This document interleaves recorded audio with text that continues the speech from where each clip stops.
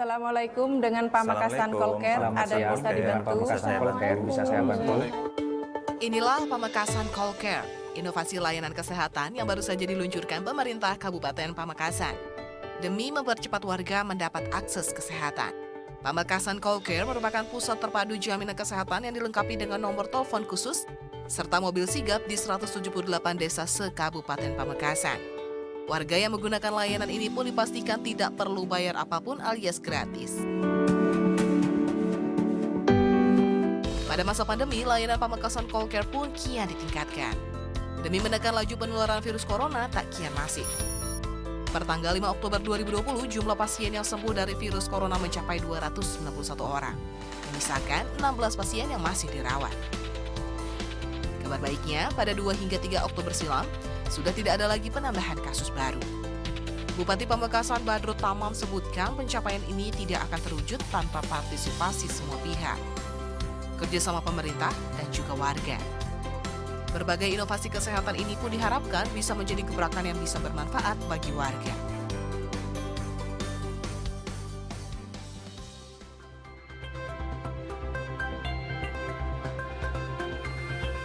Hampir setahun pandemi COVID-19 merebak di tanah air, pemerintah terus berupaya menurunkan laju penularannya. Kebijakan pemerintah pusat dalam menangani krisis ini pun mesti diadaptasi nih cepat dan tepat sasaran oleh pemerintah daerah. Salah satu yang sigap dalam menerapkan strategi perang melawan COVID-19 adalah pemerintah Kabupaten Pamekasan. Kita bahas lebih rinci bagaimana strategi bersama Badrut Tamam, Bupati Pamekasan. Selamat siang, Pak. Siang. Pak, ini kan per tanggal 5 Oktober itu 7 dari 13 kecamatan di Kabupaten Pamekasan ini statusnya adalah zona kuning. Ya. Jumlah pasiennya yang sembuh juga tinggi mencapai 291 orang. Nah, bagaimana nih Pak kondisi terkendali seperti itu? Apa saja sih manajemen krisis yang diterapkan? Sedari awal saya berpikir bahwa tidak mungkin kita ini akan mendapatkan hasil maksimal kalau kerja kita tidak maksimal. Kerja luar biasa itu terus kita tanamkan untuk kemudian bisa mendapatkan hasil luar biasa. Artinya hasil yang baik itu mesti menggunakan cara strategi yang juga baik.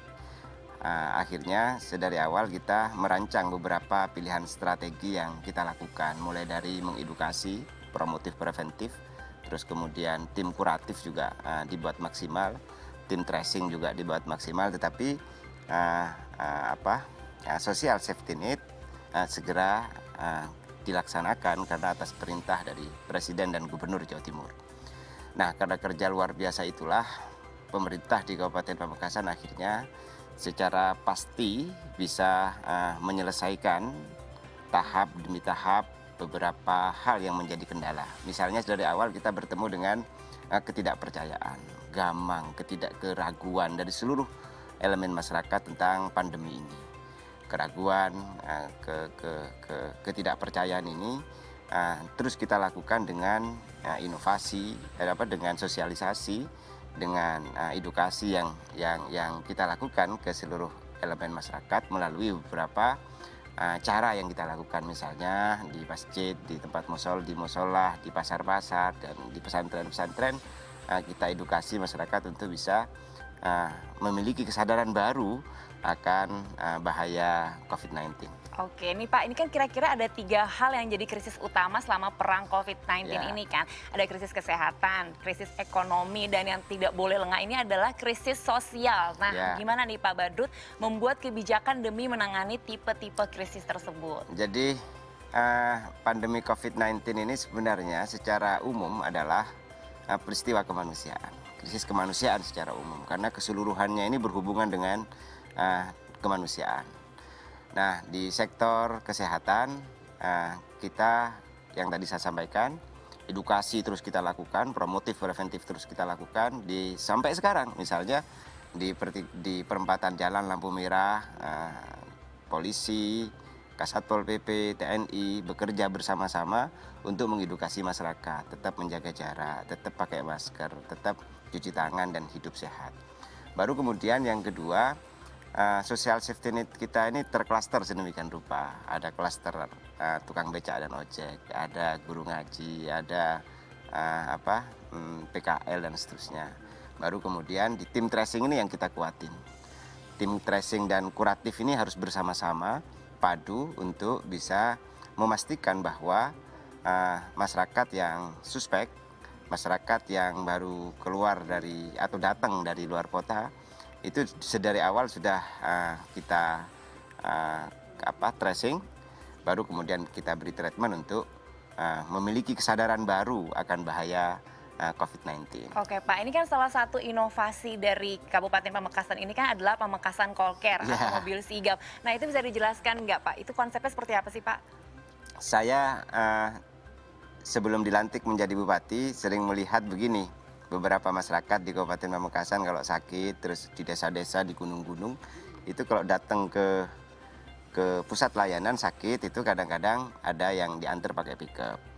Ada sebagian karena ketidakmampuan secara ekonomi harus mengeluarkan biaya tambahan. Akhirnya saya berpikir tugas pemerintahan ini kan sebenarnya hanya 3 secara umum. Yang pertama menjaga stabilitas, yang kedua memberikan servis atau layanan yang maksimal, yang cepat, excellent kepada masyarakat, baru kemudian yang keempat membangun kesejahteraan dan pertumbuhan. Nah di bidang servis ini pemerintah di Kabupaten Pamekasan memiliki Call Care. Pamekasan Call Care ini sebenarnya sederhana. Kita mau membuat servis yang cepat, layanan yang excellent kepada masyarakat. Akhirnya orang bisa telepon di tempat-tempat publik, baru sebagian, ini rumah-rumah kan kita tempeli stiker juga semuanya. Baru kemudian orang kalau sakit tinggal telepon aja. Orang juga bisa konsultasi kesehatan, misalnya meriang, panas, flu, itu bisa konsultasi. Kalau memang harus butuh layanan jemput, ya kita jemput, kita antar ke pusat layanan. Artinya servis dari pemerintahan kepada seluruh elemen masyarakat di bidang kesehatan dan konsultasi kesehatan kita sebut dengan Pamekasan Call Care. Call, telepon, care kesehatan. Boleh telepon kapan saja, boleh konsultasi kapan saja, boleh minta layanan kapan saja akan kita layani. Oke, berarti bisa dipastikan ini warga tidak akan jauh dari pelayanan kesehatan ya Pak ya. Nah, gimana nih pengembangan inovasi Call Care ke depannya, targetnya tuh seperti apa Pak? Call Care ini harapan saya menjadi bagian dari pilihan masyarakat untuk berkonsultasi. Terus kemudian ketika membutuhkan layanan bisa terus dilakukan. Ketika masyarakat membutuhkan kecepatan dalam layanan, masyarakat bisa langsung cukup telepon aja. Telepon, konsultasi, betapapun ada beberapa orang yang berkonsultasi itu ya hanya menghibur diri.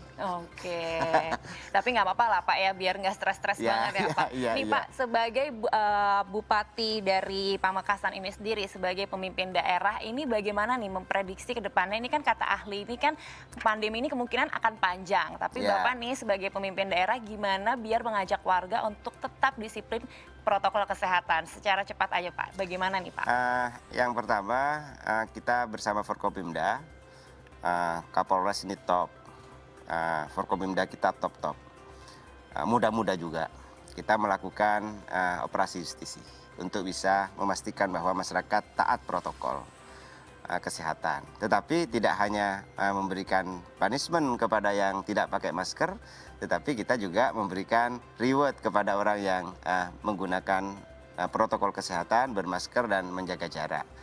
Cara ini kita lakukan untuk memberikan keseimbangan bahwa ternyata yang pakai masker dapat penghargaan nih dari pemerintah, yang tidak pakai masker harus kena sanksi. Nah cara ini yang kita lakukan, di samping juga edukasi, sosialisasi, terus kita lakukan kepada seluruh elemen masyarakat. Oke, terima kasih banyak Pak Barut untuk penjelasannya. Itu tadi perbincangan seru kami, dan pastinya informasi lainnya masih akan hadir usai jeda.